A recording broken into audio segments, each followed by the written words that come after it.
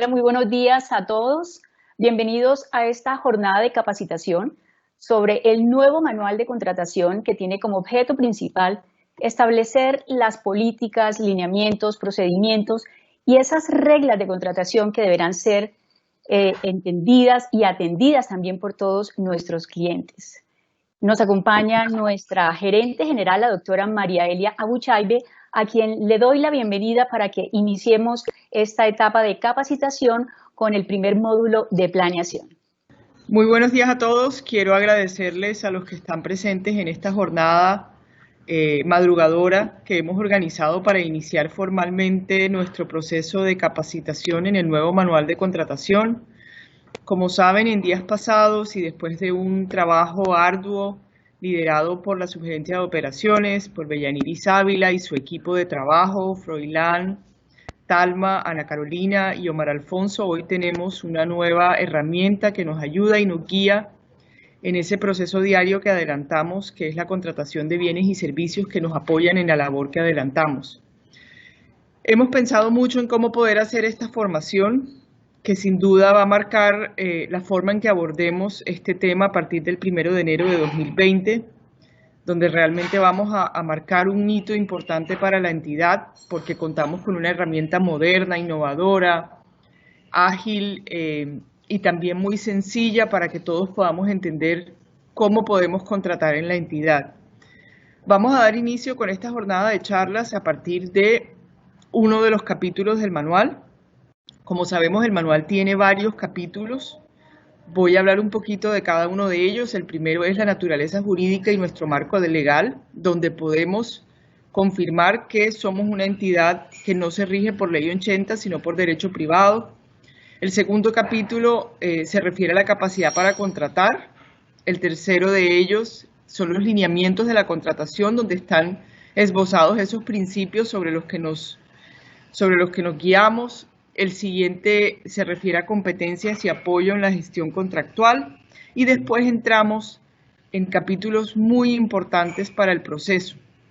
El quinto de ellos es la etapa de planeación y es el que vamos a ver hoy porque es el que realmente las otras áreas deben conocer y deben entender de forma muy clara.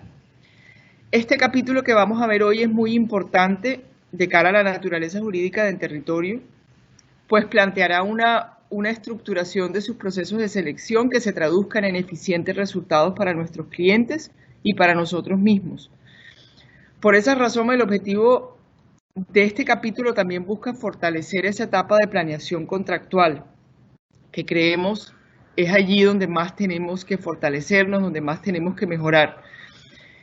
Esta herramienta nos va a permitir conocer el conocimiento del área técnica, de su necesidad, va a exigirle al área técnica plantear claramente su necesidad para que después el área de contratación pueda ejecutar esta necesidad.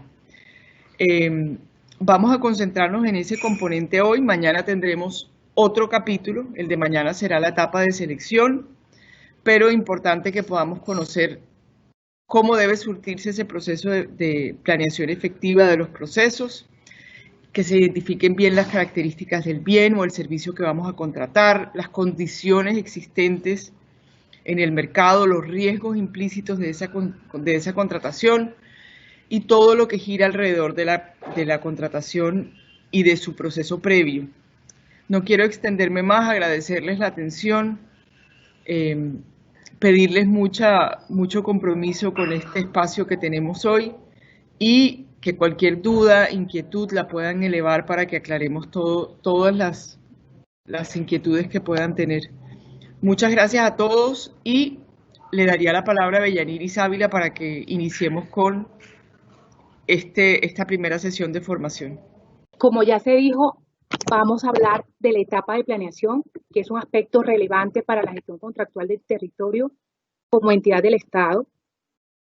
Y para iniciar es importante hacer referencia a que el régimen jurídico contractual aplicable en territorio como entidad del Estado es el de derecho privado y así lo regula nuestro manual de contratación y no el Estatuto General. De igual forma, es imprescindible referirnos al concepto de contrato estatal cuando hablamos del principio de planeación. En tal sentido, cabe señalar que cuando una entidad pública hace parte de uno de los extremos del negocio jurídico, estamos frente a un contrato estatal.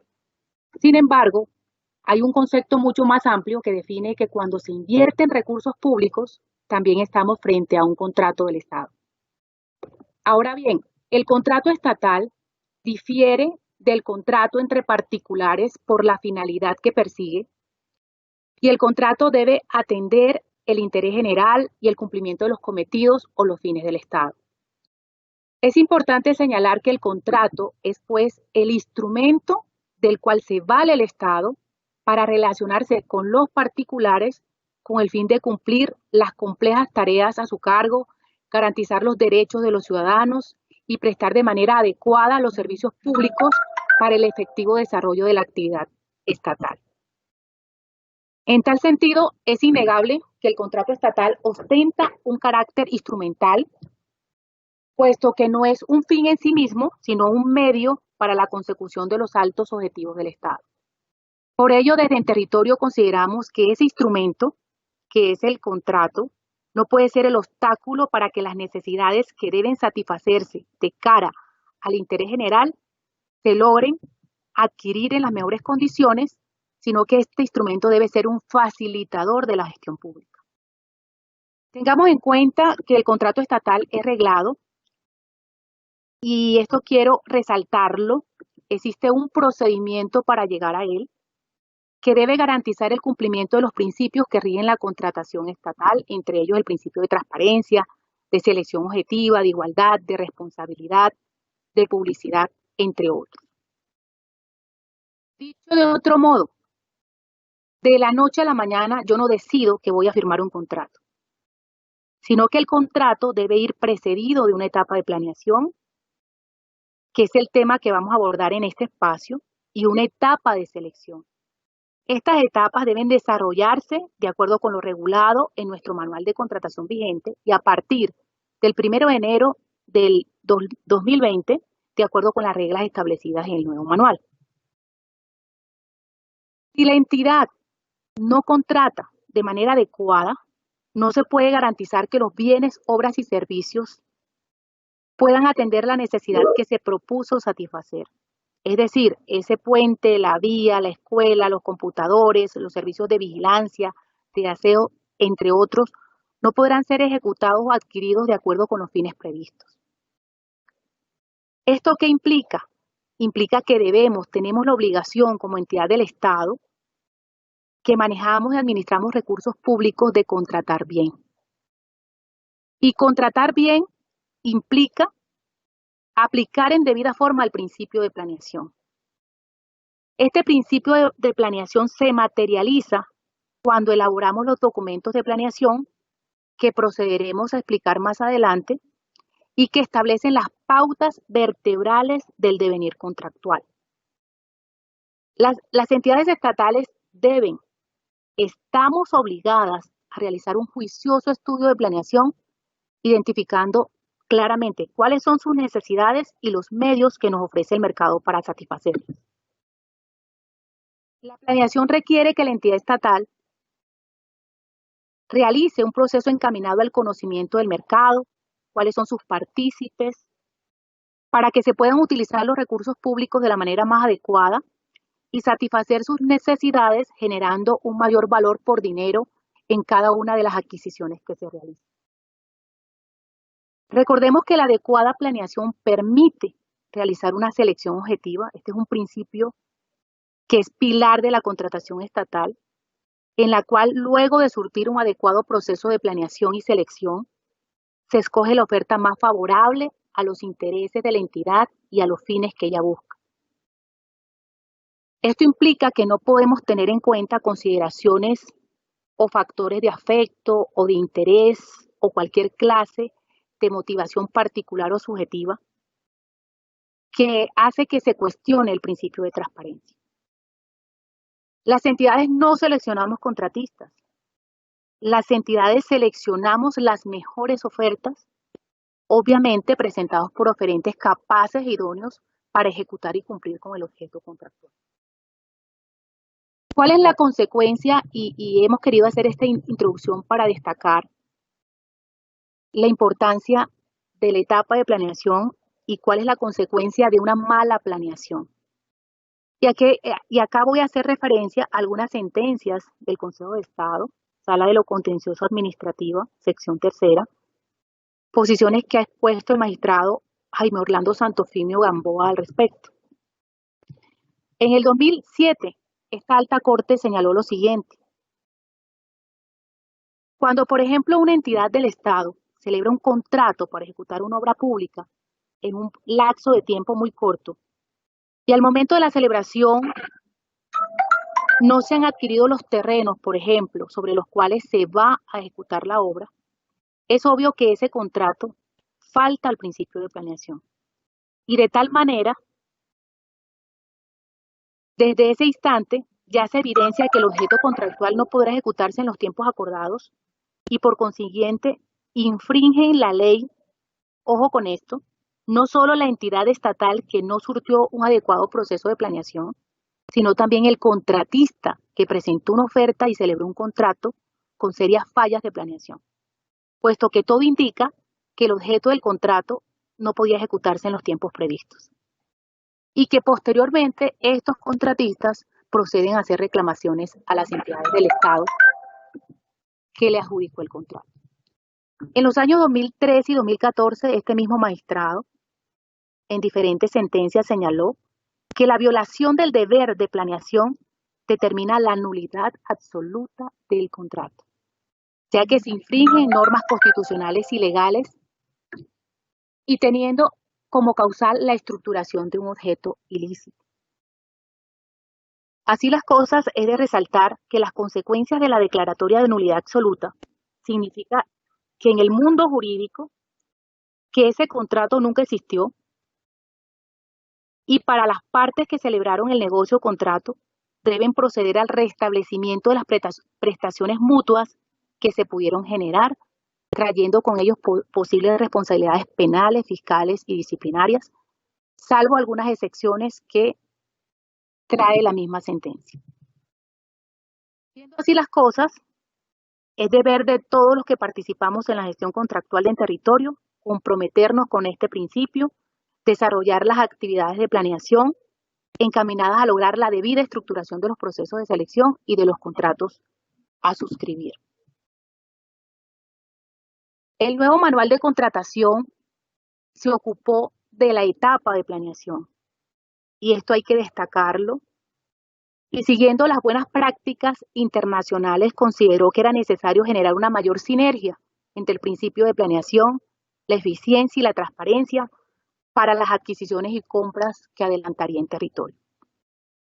En tal sentido, se establecieron directrices y lineamientos en dicho manual que potencializan la objetividad y la transparencia en los procesos contractuales y permiten a los intervinientes, funcionarios, oferentes, proveedores, vedores y contratistas participar activamente en la contratación que adelante en territorio, fortaleciendo los instrumentos de publicidad. De esta forma, logra aumentar la participación y garantiza el cumplimiento de los principios constitucionales y legales de la función administrativa, del control fiscal y aquellos principios propios de la contratación estatal, con el fin de forjar una actividad contractual competitiva y eficiente en el desarrollo del territorio. Adicionalmente, nuestro manual adopta reglas y mecanismos para seleccionar las mejores ofertas e identificar proveedores idóneos para garantizar la adecuada ejecución de los proyectos que se deben desarrollar.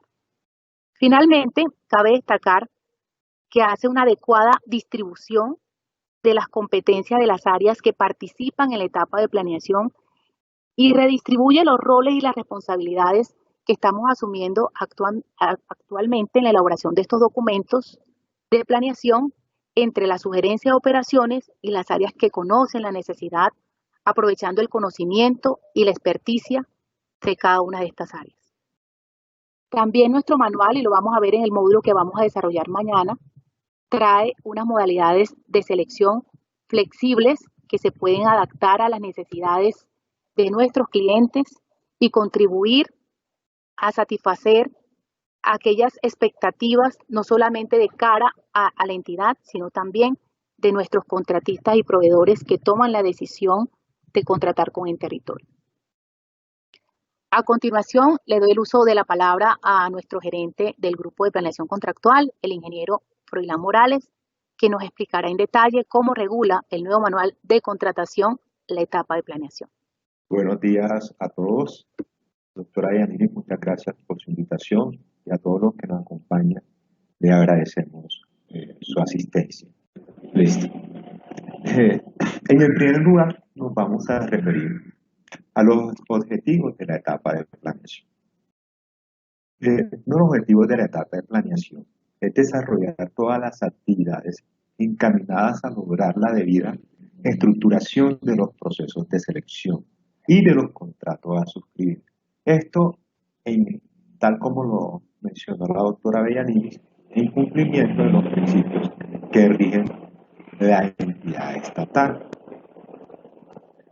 La entidad, a través de las dependencias para ello, deberá realizar todos los estudios que sean necesarios para tomar decisiones fundadas y agotar todos los trámites requeridos antes de iniciar el proceso de selección. Esto con el fin de dar cumplimiento a los principios de transparencia, economía y eficacia. Siguiente, por favor.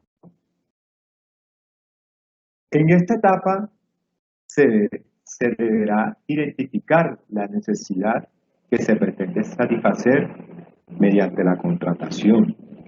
También se debe determinar la modalidad de selección y, si en caso tal que aplique, se debe determinar un proceso de preselección de oferentes que en la conferencia del día de mañana entrarán a explicar en mayor detalle. También se debe fijar unas reglas claras que permitan una selección objetiva del contratista y se debe determinar el contenido del contrato que regulará la relación entre el territorio y sus contratistas.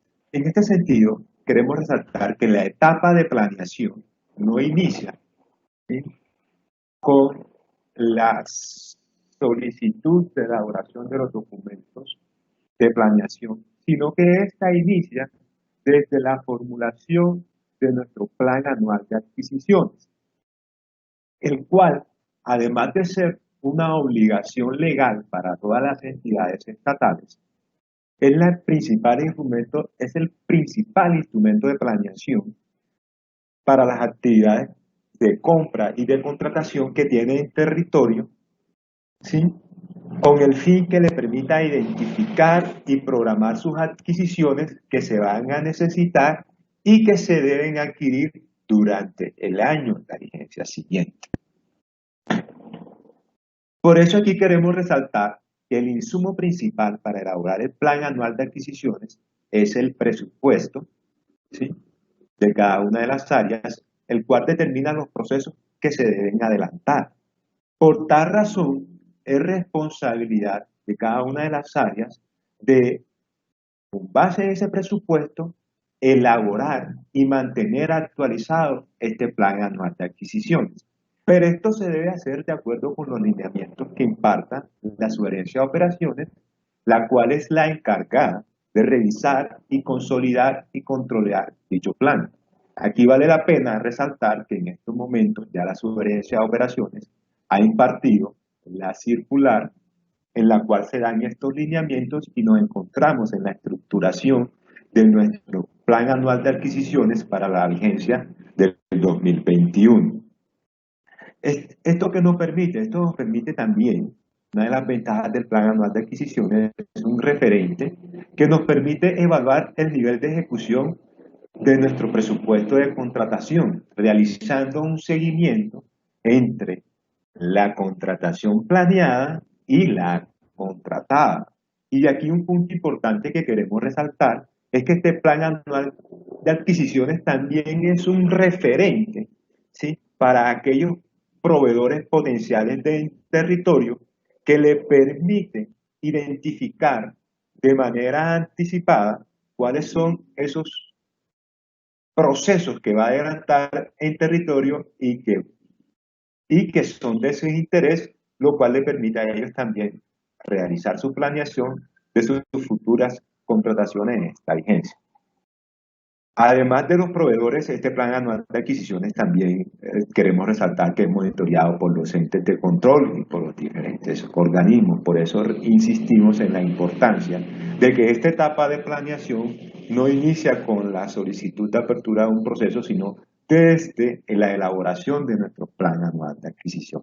Hablemos un poco del documento de planeación contractual, y aquí esta es una de las principales o los cambios más importantes que tiene nuestro manual de contratación, debido de que ya abandonamos un poco lo que tenemos conocimiento todos, que es la solicitud y la elaboración de un documento de estudios previos.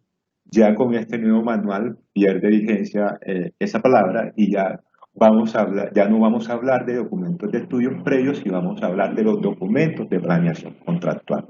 Este documento de planeación contractual está integrado por dos componentes. Uno que es la caracterización de la necesidad, y el otro que es el documento de condiciones adicionales.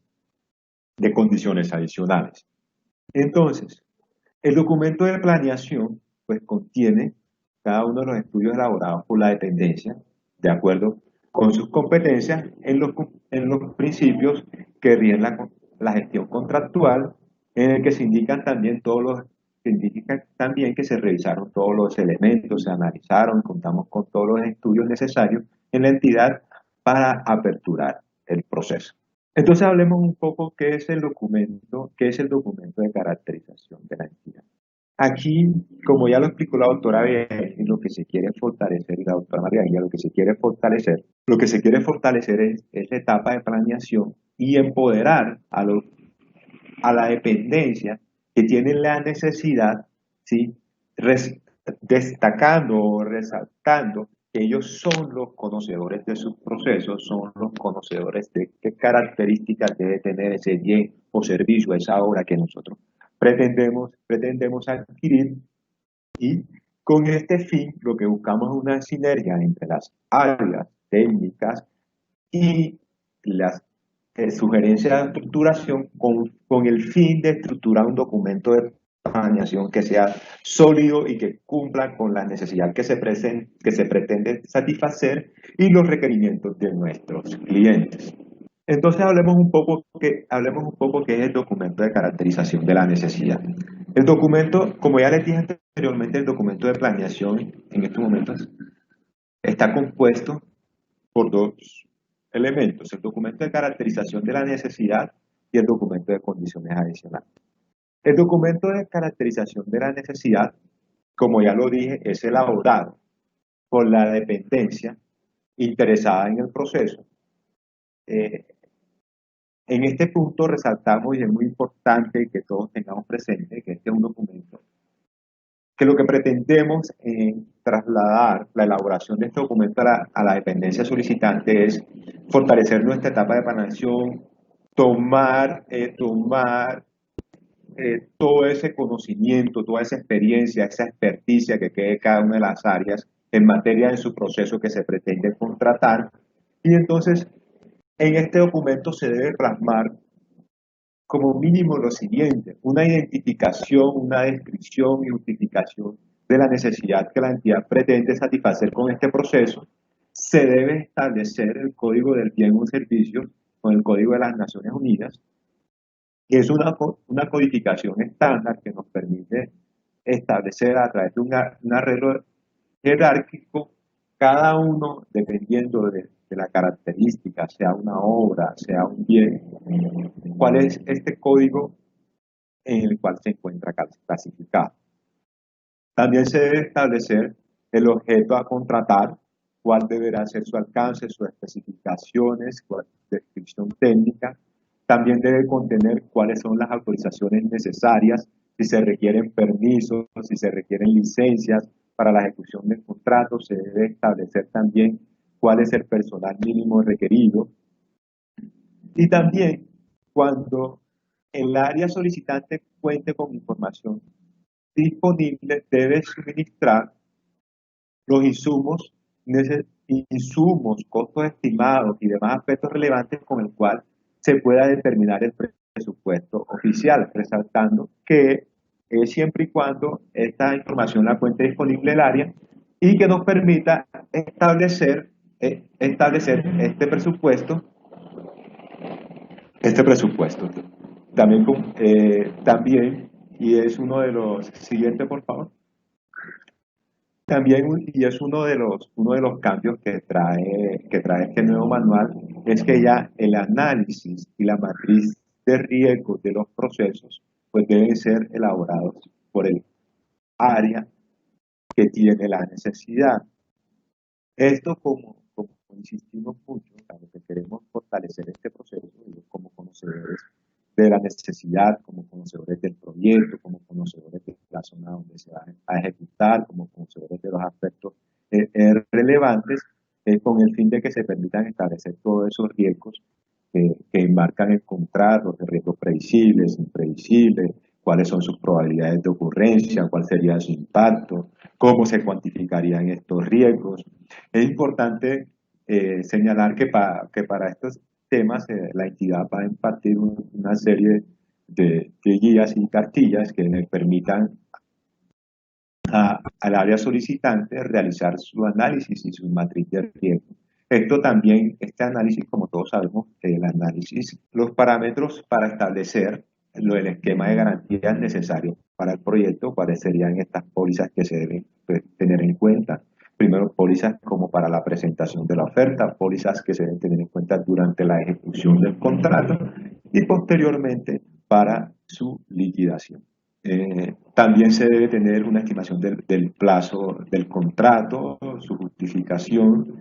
Se debe señalar que se cuenta con una disponibilidad presupuestal, que se tiene su certificado. También, si es el caso, los procesos pasan de vigencia y se aplica, también se deben aportar las vigencias futuras.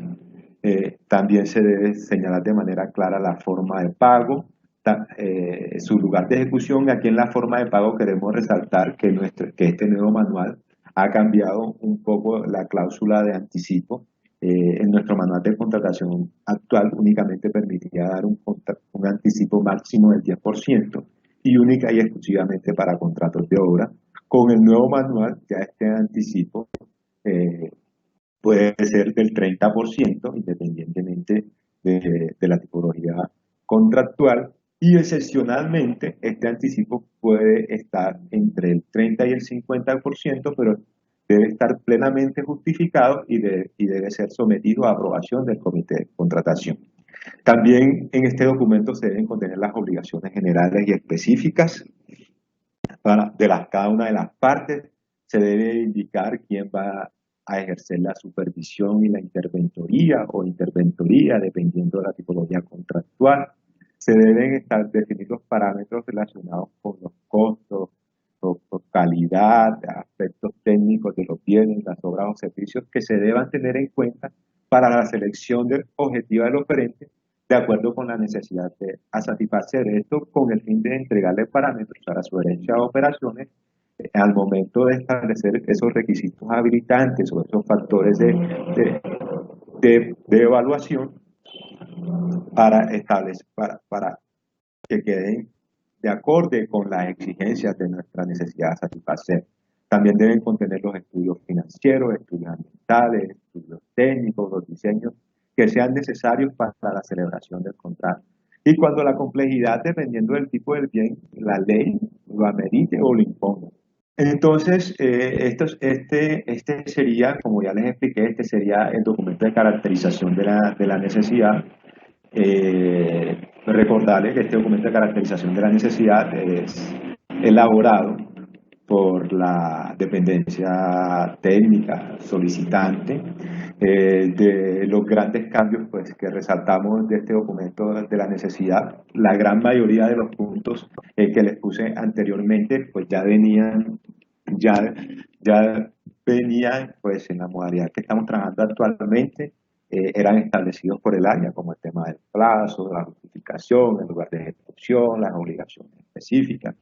Indudablemente, pues este nuevo manual, y con el fin de empoderarlos a todos ustedes en este tema, pues los grandes cambios irían en términos de la matriz del análisis y la matriz de riesgo, del análisis de la matriz de riesgo y los esquemas de garantías que irían en cabeza de la entidad, pero insistimos que será que desde la sugerencia de operaciones se impartirán lineamientos para este fin.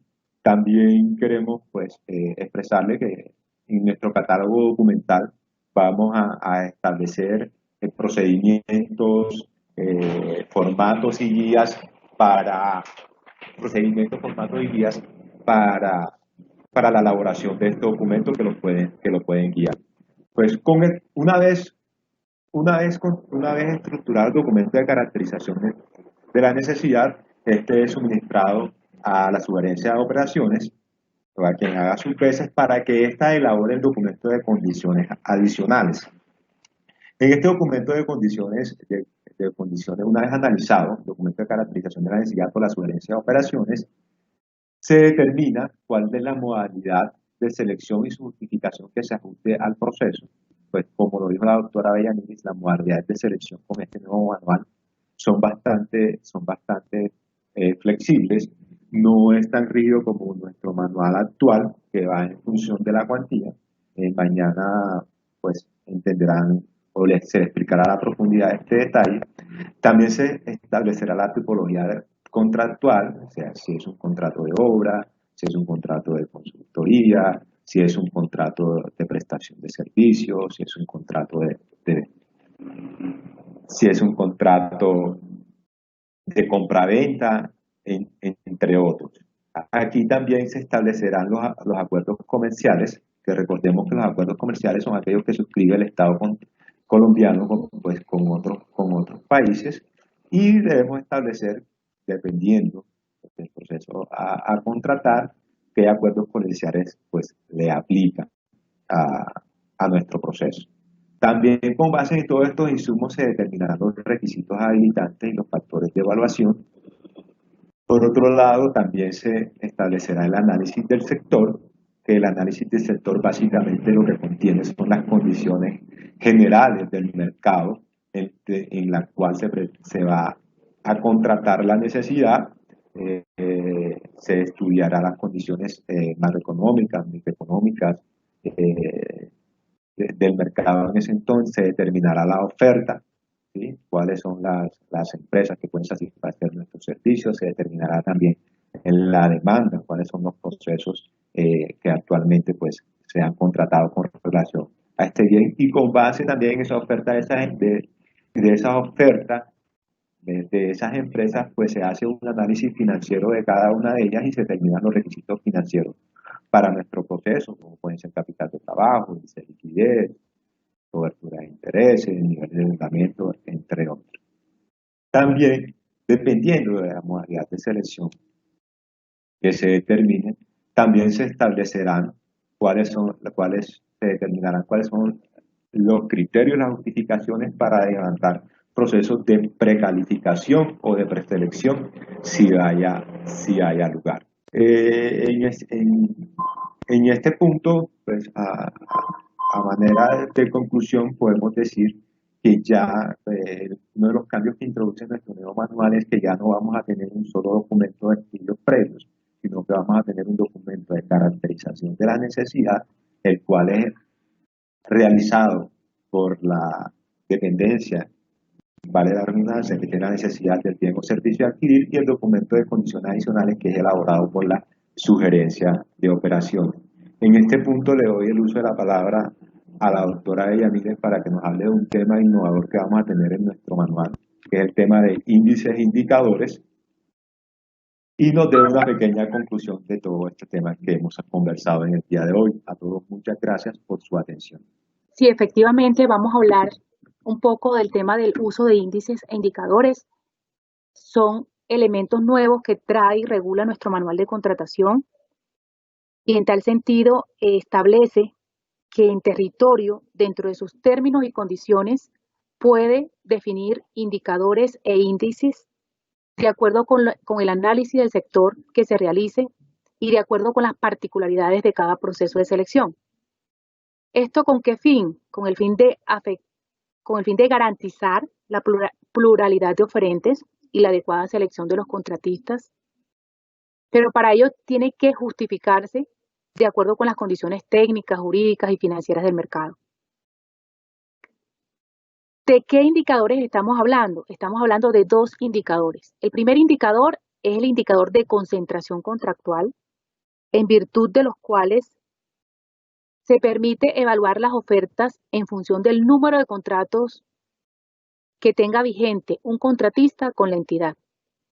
Es decir, vamos a poder limitar que los contratistas en territorio que tienen un mínimo de contratos vigentes no puedan suscribir o presentar ofertas en otros procesos de selección. El otro indicador es un índice de cumplimiento que lo que busca y tiene como objetivo fundamental es evaluar las ofertas en función del incumplimiento que el oferente puede presentar en los contratos que haya suscrito con el territorio y con otras entidades contratantes.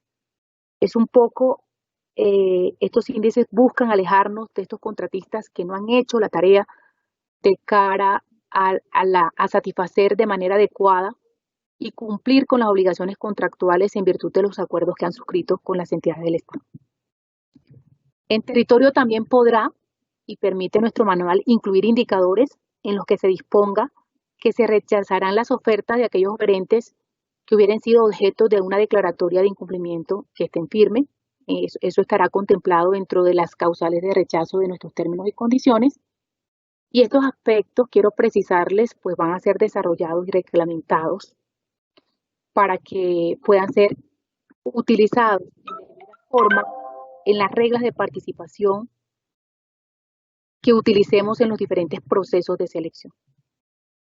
Para finalizar, contarles que la sugerencia de operaciones los llevará de la mano, los acompañará en este proceso de implementación del nuevo manual, y para ello nosotros estamos elaborando, estamos actualizando, modificando, reglamentando todos los instrumentos necesarios para que en territorio el 1 de enero cuente con todos los componentes que se necesitan para desarrollar las diferentes etapas de la gestión contractual, y en especial esta etapa de planeación, que es una de las que sufre mayores cambios en este nuevo instrumento. Por lo cual los invitamos a apropiarse de esta nueva gestión que nos permitirá implementar de manera adecuada los nuevos lineamientos del manual y lograr una buena planeación que contribuya para que en territorio desarrolle contrataciones exitosas y contar con clientes satisfechos y orgullosos de contratar con el territorio. Que podamos atraer nuevos y mejores contratistas que garanticen el cumplimiento de los fines previstos en los contratos que suscriben, llevando indudablemente un mensaje de transparencia, de innovación y de compromiso en nuestro mercado, y que este legado, esta nueva carta de contratación que hemos querido dejarle a Interterritorio, liderado por nuestra gerente, la doctora María Elia, sea verdaderamente un instrumento facilitador de la actividad estatal para el desarrollo de nuestras regiones. Muchas gracias a la doctora Bellaniris, también a nuestra gerente general, a la doctora María Elia Buchaibe, y a nuestro gerente de planeación contractual de En Territorio, el doctor Froilán Morales.